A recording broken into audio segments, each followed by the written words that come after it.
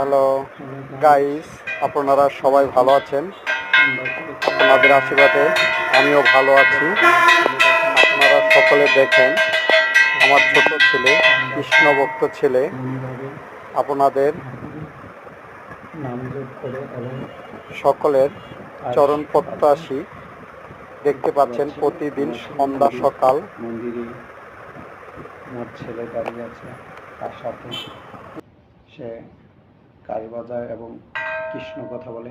আর ও কি সুন্দরভাবে একটা প্রণাম করে ঠাকুরকে, যেটা দেখলে মন জুড়িয়ে যায়।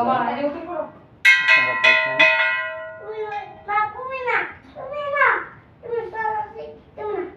দেখতে পাচ্ছেন, দেখেন ঠাকুরকে সে কি সুন্দরভাবে প্রণাম করে। তাকে কাউকে শিখিয়ে দিতে হয় না, ঠাকুরের প্রণাম।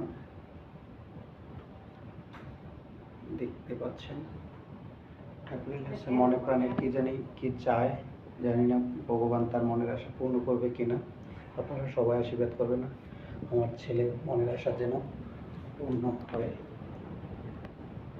দেখতে পাচ্ছেন আমার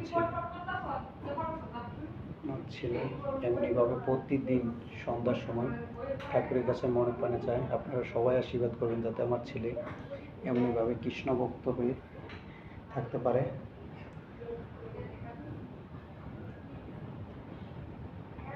দেখতে পাচ্ছেন সে ঠাকুরের কাছে কি চাচ্ছে জানি না, ভগবান যাতে তার মনের আশা পূর্ণ করে। আমি বাবা হিসাবে গর্বিত, এই সন্তান